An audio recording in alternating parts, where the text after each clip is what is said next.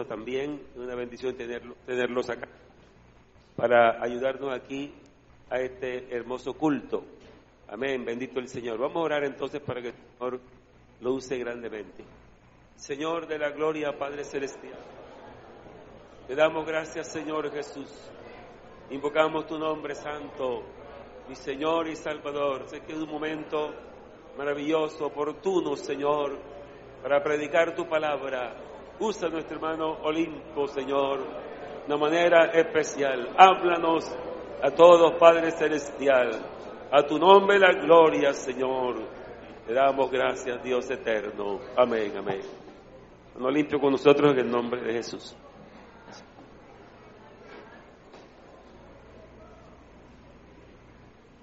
Gloria al Señor, hermanos. Dios les bendiga a todos. Quiero saludar de una manera muy especial al hermano Plutarco y su amada esposa en el nombre de Jesús. Muchas gracias a Dios por esta bendición de estar aquí. Y bueno, también saludar a todos los comités, a todos los amigos en el nombre del Señor, a los grupos que están sirviéndole al Señor con el canto. Qué bendición. Así que gracias a Dios por todo, al pastor asistente, que Dios lo bendiga mucho. Y bueno, hermanos, yo quiero felicitar la iglesia central, en cabeza del hermano Plutarco. Realmente el trabajo que ustedes hacen es un trabajo muy especial, muy bonito. Recuerdo hace un tiempo que vine, me fui impactado, y cada vez que vengo aprendo mucho, solamente con sentarme a ver lo que ustedes hacen en favor de las almas. El Señor les siga dando muchas más ideas cómo salvar la gente. Gloria al Señor. Vamos a leer la palabra del Señor, libro de Eclesiastés, capítulo número 7, verso número 29. Gloria al Señor. También agradezco al Comité de Misiones por tenerme en cuenta para estar aquí. Muchas gracias a los hermanos. Verso 29 dice: he aquí, solamente esto he hallado, que Dios hizo al hombre recto, pero ellos buscaron muchas perversiones. Siéntense por favor, hermanos, tengan la bondad, vamos a tener unos minutos en la palabra del Señor Jesús esta noche.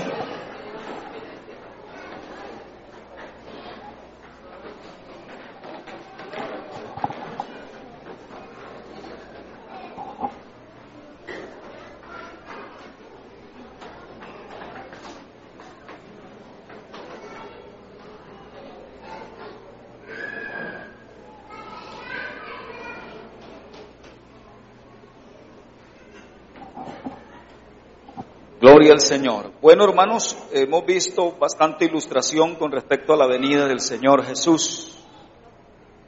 Y como ese es el tema, la palabra del Señor es muy completa en todo lo que tiene que ver con la salvación. Y como hemos leído, el texto sagrado dice: he aquí, solamente esto he hallado, que Dios hizo al hombre recto, pero ellos buscaron muchas perversiones. Cuando hablamos de la venida del Señor, tenemos que hablar, cuando dice la venida del Señor, ¿cuál venida? ¿Cuál venida? Sabemos que Dios hizo al hombre recto, pero ellos buscaron muchas perversiones.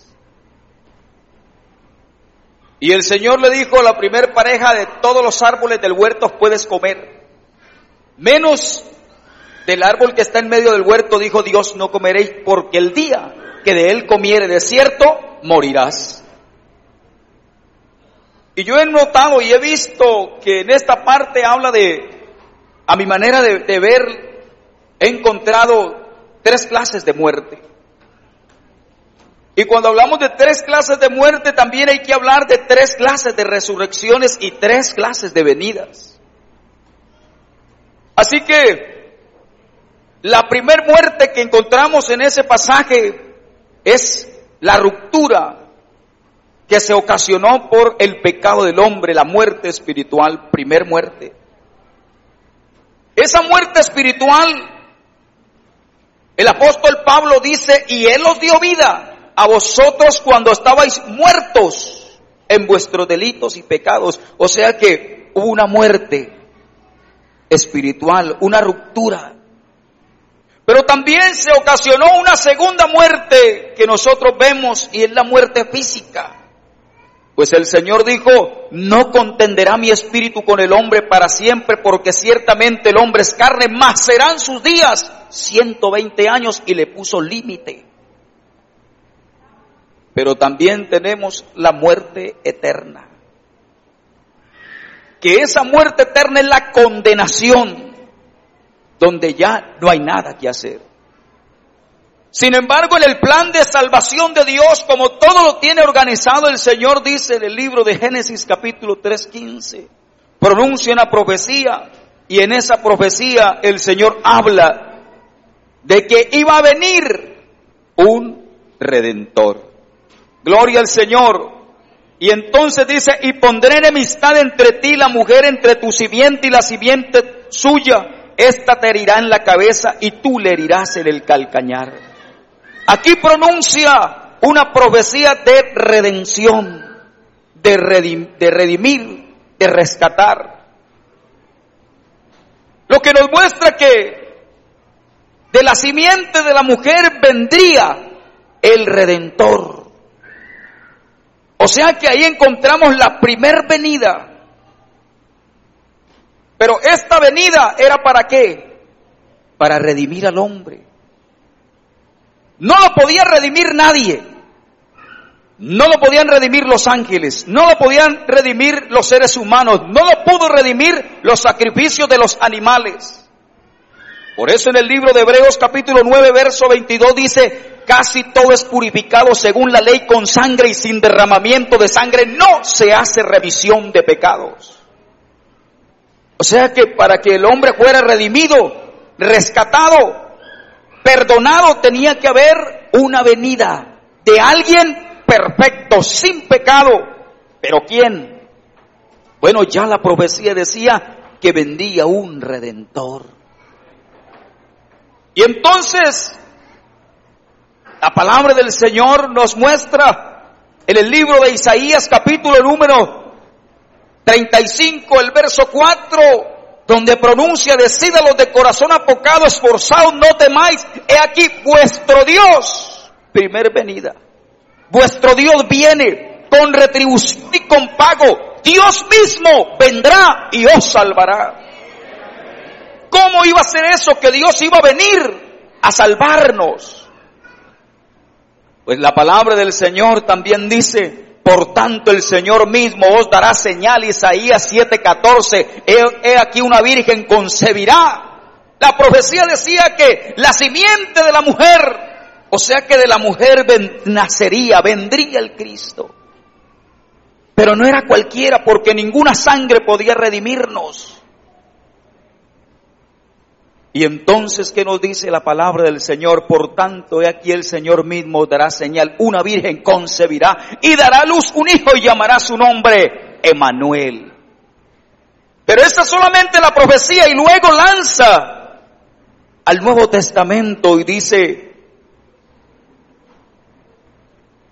en el capítulo número 1, el verso número 21, y dará a luz un hijo y llamará su nombre Jesús, porque él salvará a su pueblo de sus pecados.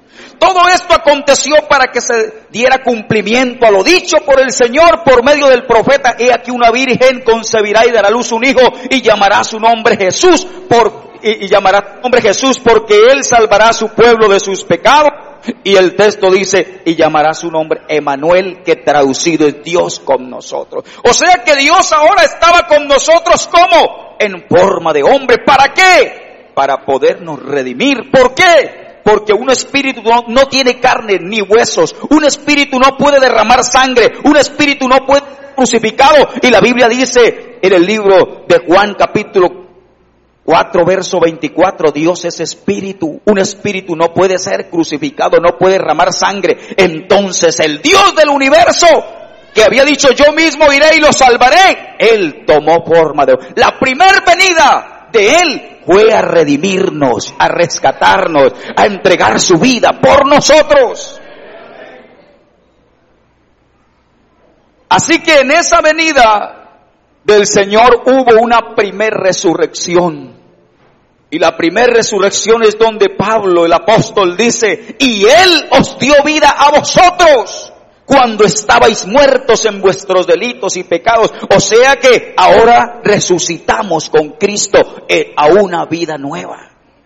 Pero luego viene entonces la otra venida, que es a lo que yo creo que se refiere en esta noche la palabra. ¿Cuál venida? Ya no la venida a redimir, porque ya Él lo hizo en el Calvario. Ahora esta venida es a llevar que le esperan. Ahora la venida de Él es a llevar los que le esperan.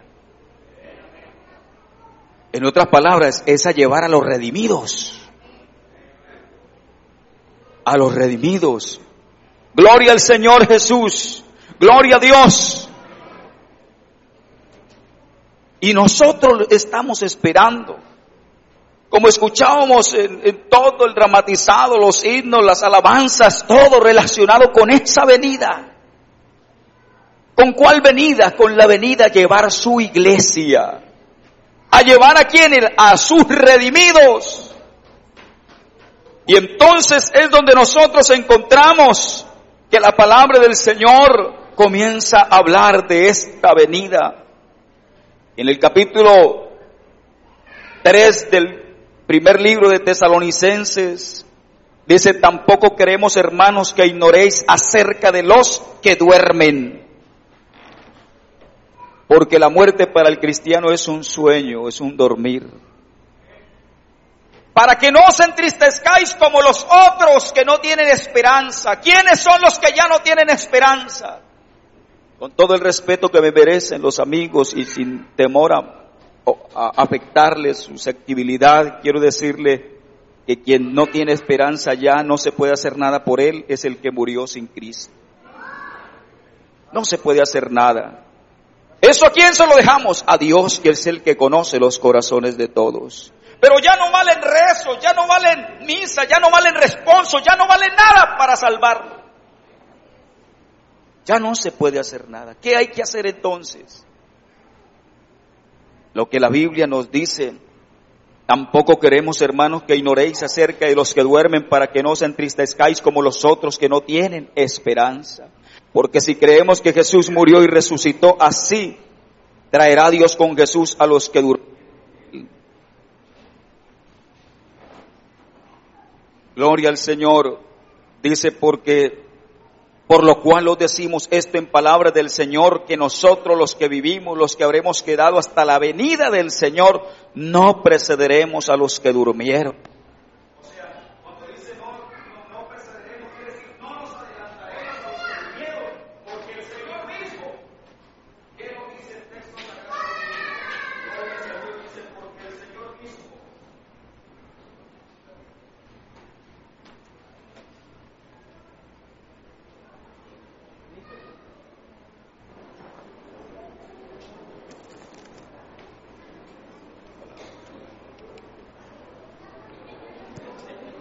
La Biblia dice: porque el Señor mismo, con voz de mando, con voz de arcángel, con trompeta de Dios, descenderá del cielo, y los muertos, ¿en quién?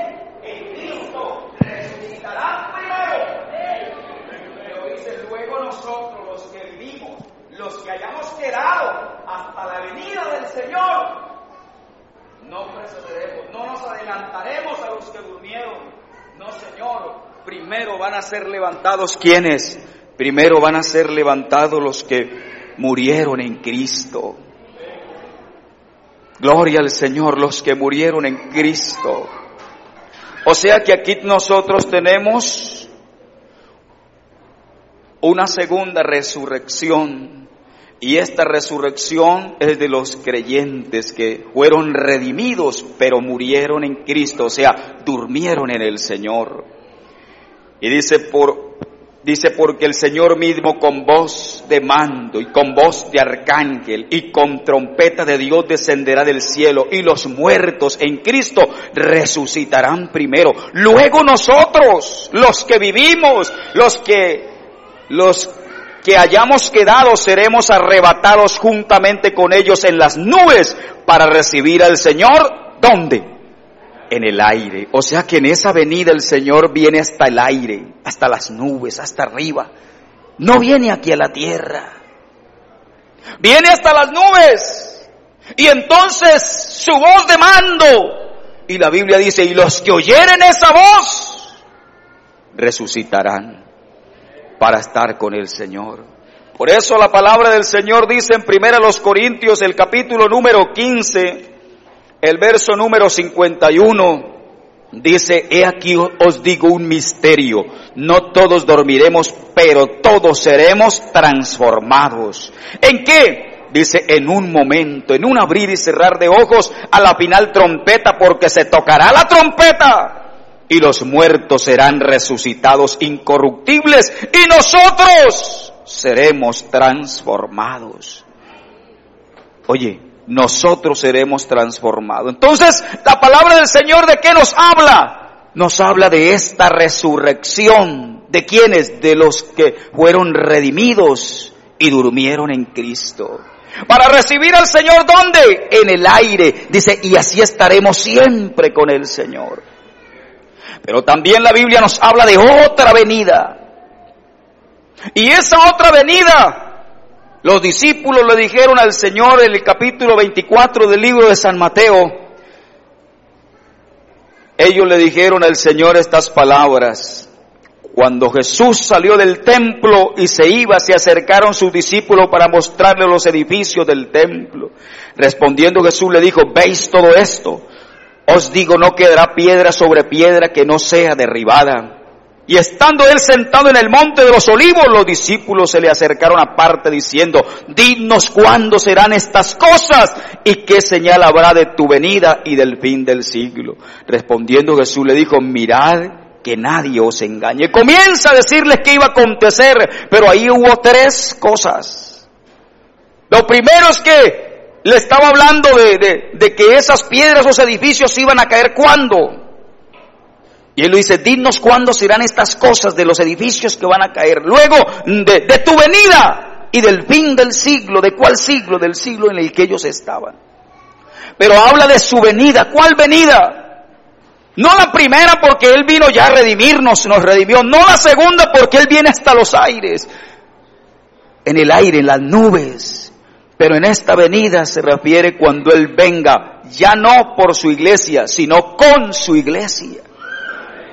Vendrá con su iglesia. Por eso cuando usted encuentra en el libro de los Hechos que los apóstoles estaban mirando cuando el Señor fue levantado, dice que se le aparecieron dos varones con vestiduras blancas, los cuales también le dijeron, varones galileos, ¿por qué estáis mirando al cielo? Este mismo Jesús que ha sido tomado de vosotros al cielo, así vendrá como le habéis visto ir al cielo. ¿A qué venida se refiere este? Se refiere a esa venida cuando Él venga con su iglesia. Porque la palabra del Señor dice, entonces todo ojo le verá, y los que lo traspasaron y todos los linajes de la tierra harán lamentación por Él, sí, amén. O sea que el Señor viene hasta las nubes, levanta su iglesia y luego vuelve, pero vuelve es a establecer su reino aquí en la tierra. Pero lo que nos ocupa en esta noche ya no es la primer venida, ni la última venida, sino la venida del Señor a llevar su iglesia. Cuando el Señor pronuncia todo este mensaje, todo este sermón, y Él comienza a decir, mirad que nadie os engañe, porque se levantará nación contra nación, reino contra reino, y comienza a mostrar todo eso. Una serie de cosas, nosotros hoy podemos darnos cuenta que la venida del Señor está, como decía, muy cerca. Se acerca, está tan cerca. ¿Y por qué está tan cerca? Porque todas las señales se están cumpliendo, las estamos viendo. Alguien dijo una ocasión, estamos viviendo horas extras. ¿Por qué horas extras? Porque todo lo que el Señor dijo se ha cumplido. Lo estamos viendo día tras día. Oh, qué triste es uno ver las noticias y enterarse de tantas cosas que uno queda asombrado, pero ya todo eso el Señor lo había dicho que iba a suceder como señal. ¿Para qué? ¿Qué es una señal? La señal es un indicador, algo que le dice, mire, vea, esto le muestra que en tal parte debe parar, que en tal parte debe girar, que allá en tal parte hay un teléfono, que en tal parte venden almuerzo. O sea, la señal le indica. Pero todas esas señales están diciendo que la venida del Señor se acerca. ¿Pero cuál venida? Si usted se da cuenta, hermanos, la venida que habla allí en esta profecía es la venida con su iglesia. O sea que, ¿qué es lo que quiere decir? Que la venida en los aires por su iglesia, hermano, está en un instante. Está a pedir de boca, está en un momento. Porque si usted nota todo esto, refería cuando Él viniera con su iglesia. O sea que la venida de Jesús por su iglesia, hermano, está a las puertas. Sí estamos viviendo horas extras, sí estamos a la expectativa. ¿Qué es lo que quiere decir? Que no es tiempo de vivir la vida de cualquier manera. Mire, a veces como que el hablar de la venida del Señor, la gente dice, bueno, pero tanto tiempo hablando de la venida del Señor y no ha venido. Eso como que yo ya no lo creo. Una señora una vez yo le hablé y ya hace como unos 15 años. Y le dije una vez, oiga, vecina, el Señor Jesús viene por su iglesia. Hay que prepararnos, estar listos. Me respondió, ¿cuánto tiempo llevan hablando de que el Señor viene? ¿Y dónde ha venido? Me dijo así, ¿dónde ha venido? Yo le respondí, señora, si el Señor ya hubiera venido, usted ya se había condenado. Pero el Señor no ha venido, ¿por qué? Porque la palabra del Señor dice es que Él es paciente para con nosotros. No queriendo que ninguno perezca, sino que todos procedan al arrepentimiento. Hermanos, si no hay arrepentimiento, ¿qué es el arrepentimiento? Cambio de vida, de comportamiento, de actitud. Es ese cambio. Si no hay un cambio de vida, no hay nada. Pero Él está esperando y por eso Él es paciente, pero que su venida se dará en cualquier instante. Así que esta venida, hermanos, está próxima a darse. ¿Cuándo será? No lo sabemos, pero lo que sí sabemos es que el Señor viene. Es que el Señor viene y viene por una iglesia santa, limpia, pura, sin mancha, sin contaminación. Por eso, en la primera venida vino a hacer la redención, a redimirnos, a rescatarnos. Pero en la segunda venida vendrá por los redimidos, por los que se hayan convertido, por los que le hayan creído. En la tercera venida ya vendrá con su iglesia. Pero ahí ya no viene a redimir a nadie, vendrá solamente por Israel. Pero ya el pueblo que tenemos la oportunidad, el pueblo gentil, es hoy. Por eso la palabra del Señor dice, si oyeres hoy su voz, no endurezcáis vuestro corazón. Amigo, hermano que está comenzando, es el momento de nosotros más agarrarnos de Dios. No podemos vivir la vida de cualquier forma, no podemos tomar el mensaje de la venida del Señor como algo que quién sabe cuándo será. Y hay otra cosa, vean, cuando hablamos de la venida del Señor, que puede ser en cualquier instante, pero hay una cosa que si no estamos preparados, hermanos, grave. ¿Qué sería? La muerte. La muerte, hermanos, la muerte. ¿Y la muerte dónde está? A veces está a la vuelta de la esquina, a veces está al salir del... Recuerdo una hermana, llegó a visitar a la que iba a ser su nuera.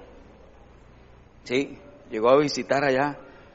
Y entonces el muchacho lo llevó y le dijo, camine para que conozca mi novio. La muchacha fue, le dijo, camine para que conozca a mi novio. Y se llevó a la mamá. Yo había ido a esa casa. Y un día yo le dije a los vecinos, ellos todos eran inconversos, solamente tenían un muchacho creyente. Y el día que yo fui, yo le dije al dueño, le dije, uy, esto está muy peligroso aquí, qué bueno que le hicieran como una planchita, porque eso es peligroso, abajo había un abismo. Digo, no, eso aquí estamos acostumbrados. Ah, bueno. Pero resulta que ese día fue la mamá de la muchacha que iba a ser la esposa del muchacho, que estaban y él le llevó para que la conociera, primer día que iba. Y dice que llegaron allá Y entró, 5 minutos duró, 5 minutos, hermano, y en un momentico se descuidó y se fue al abismo, porque ella llegó y se paró ahí, y se fue, y se cayó aquí y se partió la nuca, y hasta ahí fue. ¿Dónde está la muerte? Está a la vuelta de la esquina, está al salir, está al dar un paso. Pero a veces no pensamos en la muerte. ¿En qué pensamos entonces? No, eso gocémonos, eso divirtámonos, eso hagamos de todo. Eso, la venida del Señor, ¿cuándo será? Eso tanto tiempo que dicen que viene. Y no ha venido. Eso no desperdiciemos el tiempo. Yo me gozaba ahorita, le decía al hermano, ¿cómo me gozo de ver este ramillete de jóvenes alabando al Señor? ¡Qué luz! En medio de tanta oscuridad y tantas tinieblas y tanta maldad y tanto pecado, un ramillete, un remanente de jóvenes mostrando a Jesucristo en sus vidas. Eso es bonito. Gloria a Dios. Por eso, pero hay quienes dicen, no, eso, ¿cuándo será la venida del Señor? ¿Cuánto tiempo llevan? Algunos dicen, es que mi abuelita me decía que venía, mi papá también decía que venía, y mi tío también, y yo tengo uno que es pastor, y yo tengo uno que es, y dicen que viene, ¿y dónde ha venido? Pero pregunte cuántos se han muerto mientras ellos han dicho que han venido, que el Señor viene. Seguramente el Señor se ha demorado porque es paciente para con nosotros, no queriendo que ninguno perezca, sino que todos procedamos a un verdadero arrepentimiento. Pero lo que sí yo digo es que la muerte es inevitable. Y como le digo, está a la vuelta de la esquina, está en un instante.